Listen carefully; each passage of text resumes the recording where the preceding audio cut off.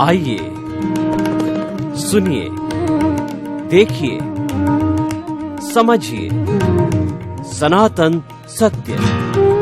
जैसी दृष्टि वैसी सृष्टि, दृष्टि विज्ञान। कुदरत, कुदरती रचना एवं कुदरत के कानून से शाश्वत सुख की प्राप्ति। जोधपुर के परम पूज्य महात्मा उपासक प्रोफेसर डॉक्टर सोहन राज तातेड़ के निर्देशन में सनातन सत्य। जैसी दृष्टि वैसी सृष्टि, दृष्टि विज्ञान।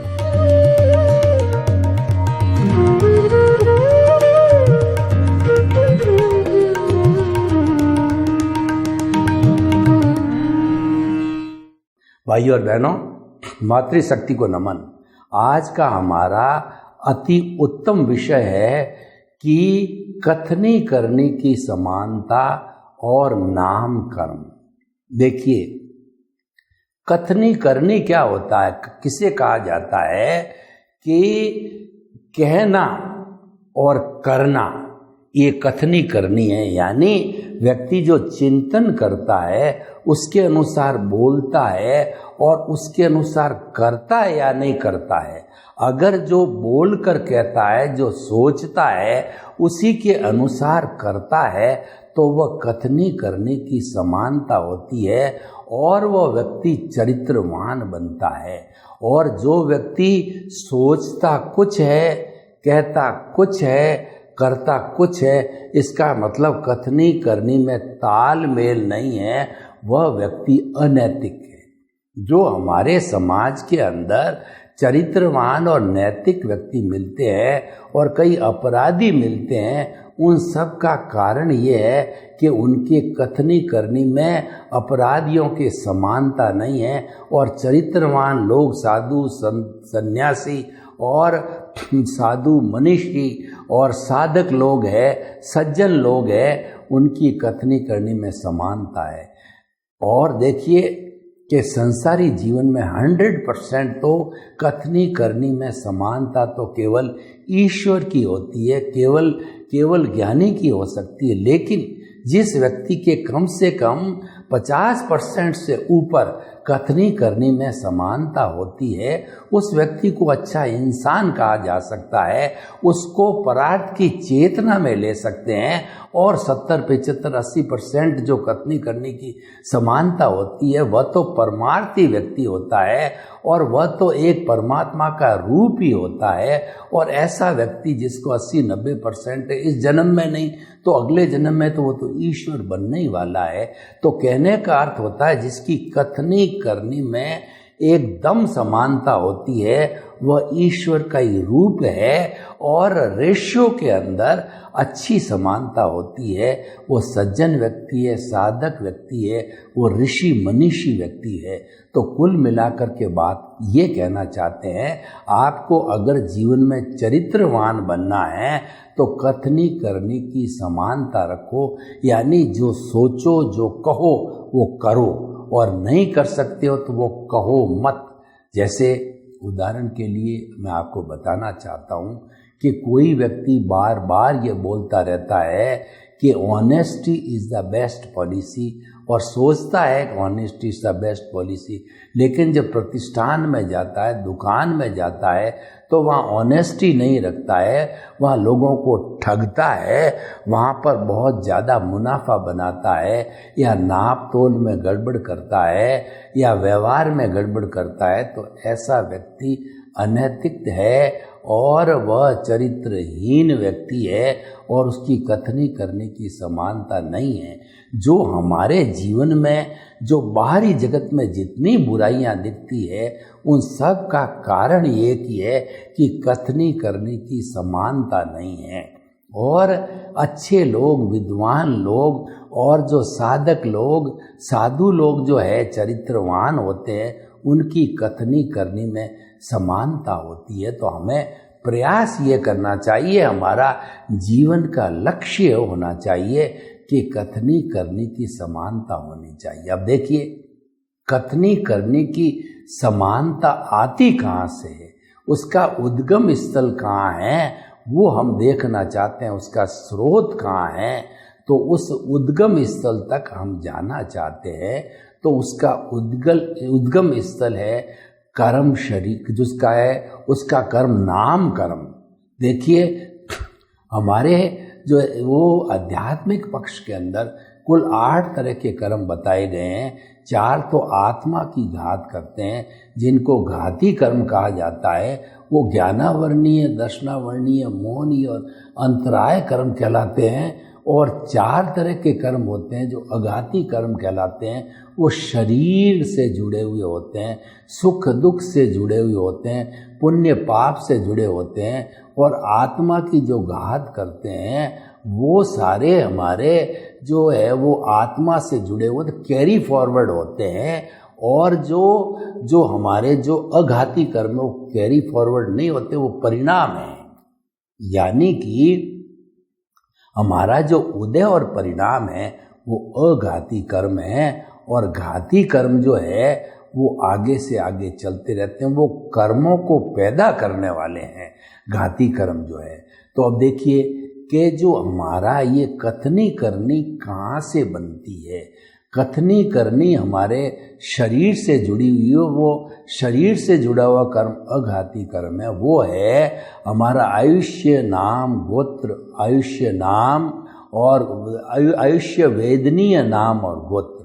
जो नाम कर्म है उसकी 103 प्रकृतियां हैं, और हमारा गति, जाति, शरीर, श्वास, वर्ण, गंध, रस, ये सब हमारे नाम कर्म से जुड़े हुए। यहाँ तक कि जो तीर्थंकर भगवान होते हैं उनका जो पुण्य के कारण तीर्थंकर गोत्र का बंध होता है वो भी नाम कर्म से जुड़ा हुआ होता है। क्योंकि मन वचन काया का सारा विषय है, शरीर का सारा विषय नाम कर्म से होता है। जब शरीर का विषय नाम कर्म के अंदर आता है तो कथनी करनी भी उसी से जुड़ी हुई। क्योंकि कथनी करनी है हमारे शरीर से जुड़ी हुई है। हम सोचते हैं मन शरीर में है, और बोल के करते हैं वचन है वो शरीर का भाग है, और हम करते हैं वो काया का भाग है। यानी मन वचन काया का जो है कथनी यानी कि कहना, और करनी यानी करना, तो ये सारा हमारे शरीर का भाग है। ये इसका उद्गम स्थल नाम कर्म है जो कि अघाती कर्म है। अगर हमारे शुभ नाम कर्म हमने अर्जित किया है पिछले जन्म के अंदर, हमने कथनी करनी को समान रखा है, हमने किसी को धोखा नहीं दिया है, किसी के साथ षड्यंत्र नहीं किया है, और जीवन में सरलता रखी है। जितनी जितनी जीवन में सरलता आती है कथनी की समानता बढ़ती जाती है। क्योंकि जो व्यक्ति सरल होता है वो हमेशा चिंतन करेगा कि मैं झूठ क्यों बोलूं। झूठ बोलने से मेरे कर्मों का बंधन होता है, और झूठ बोलना एक अनैतिक कार्य है, और मुझे मनुष्य जीवन मिला है वो नैतिक कार्य करने के लिए मिला है। यानी उसके पास में ज्ञान है, उसकी प्रज्ञा विकसित है। जिसकी प्रज्ञा विकसित हो जाती है, जिसके एनलाइटनमेंट हो जाता है, प्रज्ञा जो है हमारी मूल द्रव्य आत्मा की भाव सत्ता है। जब कभी भी ज्ञानी पुरुष के द्वारा या सद्गुरु के द्वारा और हमारे पुण्योदय से, उनके पुण्योदय से, उनके निमित्त बनने और हमारी निमित्त बनने से हमारे को कोई ज्ञान की प्राप्ति होती है, जिसको कहते हैं गुरु बिना ज्ञान नहीं। गुरु जब हमको ज्ञान देता है तो ज्ञान तो माध्यम बनता है, लेकिन वो उपादान हमारा ही होता है। देखिए अज्ञान तो हम जन्म जन्मांतर से लेके घूम रहे हैं, हमारा कार्बन शरीर है, हमारी कॉजल बॉडी पूरा अज्ञान है। तो उसको अज्ञान को इरेज करने से ही हमारी मुक्ति होती है। हमारी मुक्ति को रोका किसने? हमारी आत्मा इस शरीर में है, तो उसको रोकने वाला तत्व है वह है अज्ञान। अज्ञान धीरे धीरे विज्ञान से जो है वह इरेज होता रहेगा, और इरेजर के माध्यम से होता है। इरेजर है वह विज्ञान है। देखिए हम पेंसिल से कोई चित्र बनाते हैं, तो चित्र बनने पे हम उसको मिटाना चाहते हैं तो पेंसिल से नहीं मिटा सकते, उसको इरेज करने के लिए रबड़ का उपयोग करना पड़ेगा। तो हमारा जो विज्ञान है वो रबड़ है और पेंसिल से चित्र बनाया, वो हमारा क्रोध, मान, माया, लोभ, राग, द्वेष, मोह का संसार, कार्बन शरीर, अज्ञान और उसको कॉजल बॉडी कहते हैं, उसको इरेज करना है। वो रबड़ यानी विज्ञान के द्वारा होगा, और विज्ञान है हमारा सम्यक ज्ञान, सम्यक दर्शन। अज्ञान है वह मिथ्या ज्ञान, मिथ्या दर्शन और मोहनीय कर्म है। मोहनीय कर्म का जो संबंध है वो कर्ता भाव से है। तो सबसे पहले गुरु हमारा जो है हमको अकर्ता बनाता है। सबसे पहले जो चोट करता है हमारे को कर्ता भाव से अकर्ता बनाता है। वो हमसे MOU कराता है कि तुम हमारे साथ एग्रीमेंट करो कि द्रव्य कर्म, भाव कर्म, 9 कर्म, मन वचन काया तथा मेरे नाम की सब माया आप प्रकट परमात्मा प्रभु के सुचरणों में समर्पित करता हूँ। जब हम उसको समर्पित कर देते हैं तो हमारे पुण्योदय और उनके निमित्त के और उनके पुण्योदय कारण जो है हमको ज्ञान का संप्रेषण होता है, जिसको हम एनलाइटनमेंट कहते हैं। वो उस वक्त के अंदर हमारी जो शुद्ध आत्मा से भाव, सत्ता, प्रज्ञा बाहर निकलती है। प्रज्ञा आकर के और हमारे विचारों को, मन वचन काया को कमांड करने लग जाती है। तो ये प्रज्ञा की जागृति का अर्थ हुआ कि हमको ज्ञान प्राप्ति हो जाता है। वह प्रज्ञा ही विज्ञान है, वही हमारे उस ज्ञान को सम्यक ज्ञान, सम्यक दर्शन बनाती है। और मिथ्या ज्ञान, मिथ्या दर्शन, मोहनीय कर्म रूपी जो हमारी रॉन्ग बिलीफ है उसको समाप्त करती है। और समाप्त होने के बाद में जब हमारी राइट बिलीफ, सम्यक ज्ञान, सम्यक दर्शन आ जाता है, जिसको हम विज्ञान कहते हैं, और उसकी एप्लीकेशन जब टफ कंडीशन में होती है, जब हमारी जो कथनी करनी में असमानता होती है, कथनी करने की असमानता अज्ञान के कारण आती है, तो उस समानता को जब हम, असमानता को जब हम सम्यक ज्ञान, सम्यक दर्शन से इरेज करने लग जाते हैं, तो इरेज करते करते धीरे धीरे हमारा ज्यों-ज्यों शुद्धिकरण होता है, जहाँ पर शुद्धिकरण के द्वारा हमारी कथनी करने की जो है वो समानता बढ़ती है। देखिए, ये जो हमारा उदय और प्रारब्ध है वो तो फिक्स है कि इंसान झूठ क्यों बोलता है, कथनी करने की असमानता क्यों करता है, वो तो उदय और जो है कहना चाहिए प्रारब्ध के वशीभूत होके करता है, उसके हाथ में नहीं है।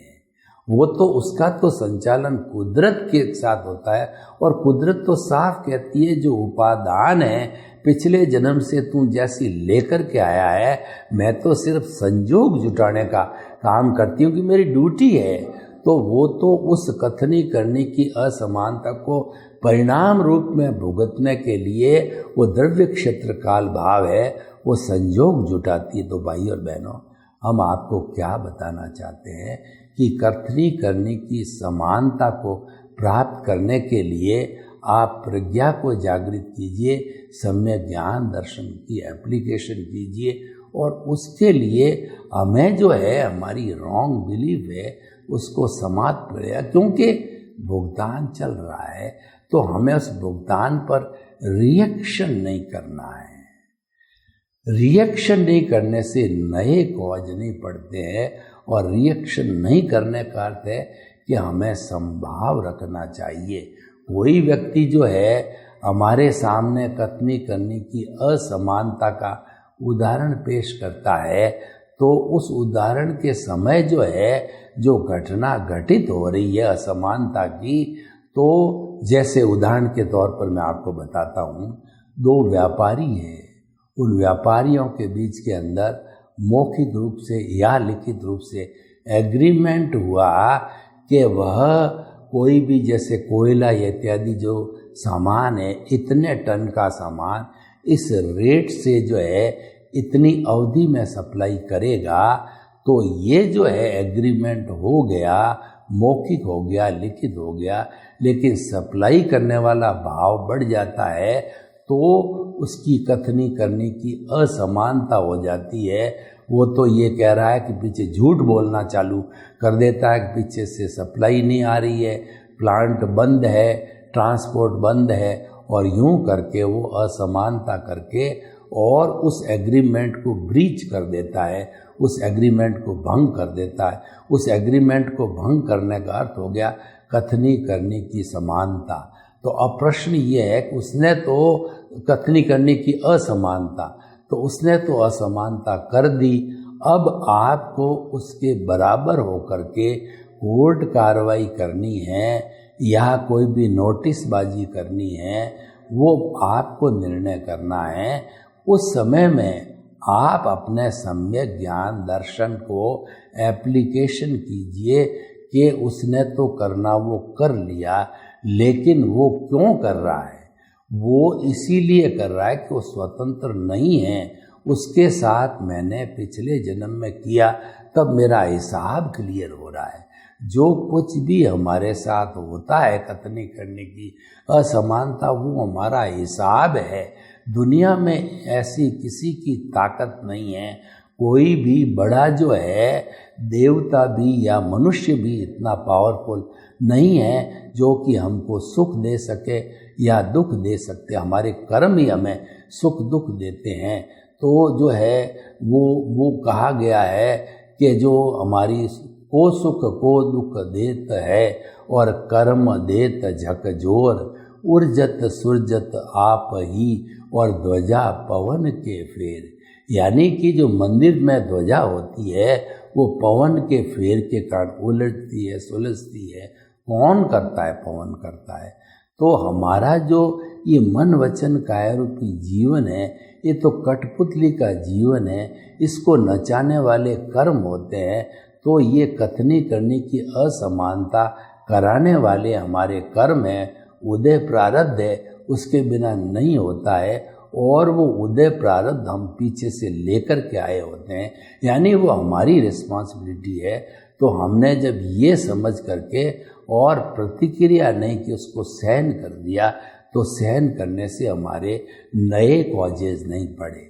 लेकिन अगर हमने उससे लड़ाई झगड़ा टंटा गाली गलौज और जो है पुलिस कार्रवाई, कोर्ट कार्रवाई, नोटिसबाजी इत्यादि इत्यादि की होती, तो सारे कॉजेज हमारे पड़ते और नई कॉजल बॉडी पड़ी। पर हमने सहन कर लिया, सम्यक ज्ञान सम्यक दर्शन को जो है वो एप्लीकेशन करके ये मेरा किया हुआ ही है और मुझे वापस लौट के आया है, तो इसके अंदर उसका कोई दोष नहीं है।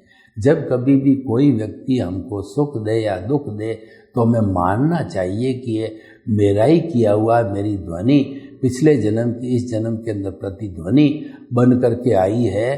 तो ये मुझे सहर स्वीकार करनी है।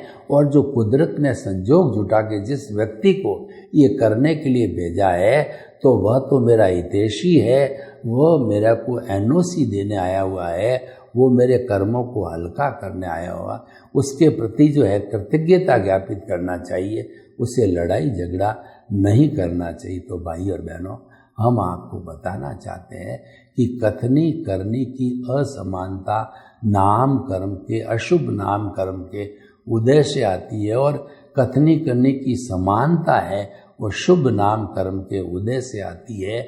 उसके अंदर जो व्यक्ति कर रहा है वह विवश है उदय प्रारब्ध के अधीन, लेकिन सामने वाला जो सहन कर रहा है, अगर वो उस क्रिया पर प्रतिक्रिया करती है, तो वो नए कर्मों का बंध करता है। और चाहे हम हो चाहे कोई सामने वाला हो, तो वो चेन जो है आगे से आगे चलती रहती है। हमें उस चेन को तोड़ना है। अगर आप मुक्ति जाना चाहते हो, अगर आप इस जो है शुद्ध परमात्मा भगवान को इस कारावार से मुक्त करना चाहते हो, तो आप एक्शन का रिएक्शन करना छोड़िए, आप प्रतिक्रिया विरति करना छोड़ दिए, क्योंकि ये केवल मानव ही कर सकता है। एक मानव ऐसा व्यक्ति है जो एनलाइटनमेंट प्राप्त कर सकता है, प्रज्ञा को जागृत कर सकता है और कथनी करने की समानता रख सकता है। दूसरे प्राणी इतने डेवलप्ड नहीं होते हैं, मन से, बुद्धि से, चित्त से, आत्मा से ये कर सके। इसीलिए मनुष्य चारों गति के अंदर जा सकता है, नरक गति में भी जा सकता है, लेकिन बाकी के जीव जो है वो नरक गति में नहीं जाते, क्योंकि इतना भारी और देवगति में भी नहीं जा सकते। न तो इतना अधिक पुण्य का संचय कर सकते हैं, न इतना अधिक पाप का संचय कर सकते हैं। वो तो नॉर्मल जो तिर्यंच वाला तिर्यंच में ही घूमता रहता है, मनुष्य वाला मनुष्य में ही घूमता है। एक्सट्रीम होता है, एक्सट्रीम पुण्य होता है, ये एक्सट्रीम पाप होता है जब ये नरक गति देव गति मिलती है। नॉर्मल व्यक्ति जो मध्यम वर्ग का होता है वो तिर्यंच और मनुष्य के अंदर घूमता रहता है, वो कम ही पाप करता है और कम ही उसका भोग करता है। ज़्यादा करने वाला उसमें जाता है। तो भाई और बहनों, हम आपको ये बताना चाहते हैं कि अगर आप जीवन में चरित्रवान बनना चाहते हो तो कथनी करनी की समानता रखो। उससे व्यवहार जगत में भी फायदा और निश्चय जगत में भी फायदा। व्यवहार जगत में आप चरित्रवान व्यक्ति होंगे, आप रिकॉग्नाइज होंगे, लोग आपका विश्वास करेंगे। और जो है आप अगर मान लो वो आप समानता वाले हो तो आपके कर्मों की चेन भी टूटेगी, आपके नए कॉजेज नहीं बढ़ेंगे। कॉजल बॉडी को हमें कमज़ोर करना है। हमारे जीवन का लक्ष्य है कि नए कॉज नहीं डालने हैं, और सारे नए कॉज जो बढ़ते हैं वो क्रिया की प्रतिक्रिया से होती है। क्रिया मन वचन काया का कार्य है, ये जीवन भर चलती रहेगी। और जो प्रतिक्रिया है वो भाव जगत का काम है। भाव अगर उस वक्त में नहीं डाले जाते हैं, साइलेंट हो जाते हैं, प्रतिक्रिया विरति करते हैं, भाव नहीं पड़ता है, ये बहुत अच्छी बात है, यही हमें करना चाहिए।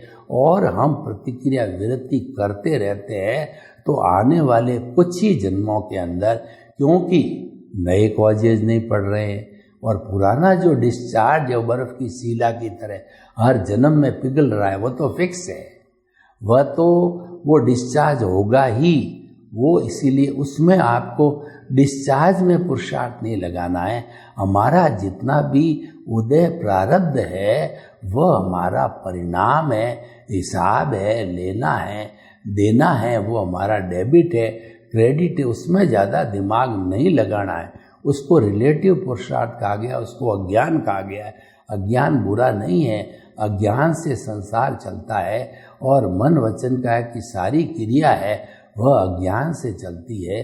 तो इसीलिए हमें उस अज्ञान को विज्ञान से इरेज करना, हमारा जो रियल पुरुषार्थ है वो विज्ञान को डेवलप करना है, उसको रियल पुरुषार्थ कहते हैं। और विज्ञान डेवलप होता है सम्यक ज्ञान दर्शन से, और सम्यक ज्ञान दर्शन जो है वो हमारा आर्ट ऑफ द विजन है, वह भीतर रहता, वो बाहर का विषय नहीं है। इसीलिए हमारे शास्त्रों में कहा गया है कि क्रिया से मुक्ति नहीं है, मुक्ति भावों से है। तो ये भाव तंत्र भीतर रहता है, ये आत्मा की सत्ता होती है। और इस आत्मा की सत्ता को जो है प्रज्ञा रूप में जागृत करेंगे तो हमारे शुद्ध भाव पड़ते हैं। और शुद्ध भाव से जो है हमारे जितने भी पुण्य का बंध होता है मोक्ष के लायक सहायक होता है। और मन वचन काया की शुभ प्रवृत्ति धार्मिक प्रवृत्ति होती है, और उस धार्मिक पर से हमारे बंध पूर्वक निर्जरा होती है, यानी पुण्य का भी साथ बंध होता है। उससे हमको मनुष्य गति या देव गति मिलती है। तो मनुष्य गति देव गति भी संसार है, लेकिन आत्मचिंतन के द्वारा आर्ट ऑफ द विजन से सम्यक ज्ञान सम्यक दर्शन निमित्त निर्दोष अकर्ता और शुद्ध आत्मा की भावना से no blame no claim no ownership no doership no भीख और भय। और उसके जो है हम न तो जो है कर्मों के कर्ता बने न भोक्ता बने, हम तो सिर्फ ऑब्जर्वर बनेंगे। तो जो व्यक्ति ऑब्जर्वर बने रहेगा वह वेद विज्ञान करेगा, जुदापन की जागृति करेगा और साक्षी भाव रखेगा। और जो है वह जो है शरीर और आत्मा को अलग मानेगा, जिसको विदेह कहा जाता है। ये सारा मस्तिष्क में रहता है, ये आर्ट ऑफ द विजन में रहता है, उसी का काम है। तो भाई और बहनों, हमें कथनी करनी की समानता लाने की आर्ट ऑफ विजन को डेवलप करना है, तभी हम ला पाएंगे। सर्वे भवन्तु सुखिनः, सर्वे सन्तु निरामया। लोग के जीवन को सुख मिले, शांति मिले, आनंद मिले, प्रेम मिले और हम सब कथनी करने की समानता रखकर चरित्रवान बने। आपके प्रति मंगल भावना हो।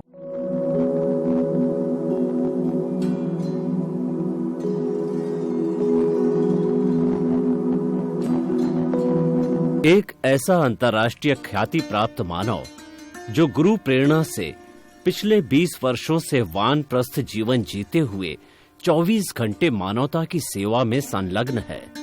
एक ऐसा मानव जो अभी राष्ट्रीय, अंतर्राष्ट्रीय टीवी चैनलों पर 7,500 एपिसोड के माध्यम से सनातन सत्य, आत्मविज्ञान एवं पुनरुत्थान, व्यवहार एवं निश्चय जगत के जीवनोपयोगी विषयों पर हृदय स्पर्शी प्रवचन कर चुका है। उस मानव का नाम है महात्मा उपासक प्रोफेसर डॉक्टर सोहन राज तातेड़। प्रोफेसर तातेड़ द्वारा योग, दर्शन, शिक्षा विषयों पर रचित पीएचडी स्तर के 250 शोध ग्रंथ भारत के 100 प्रतिष्ठित विश्वविद्यालयों में शोधार्थी पढ़ रहे हैं तथा वे सभी शोध ग्रंथ वहां की सेंट्रल लाइब्रेरियों में उपलब्ध हैं।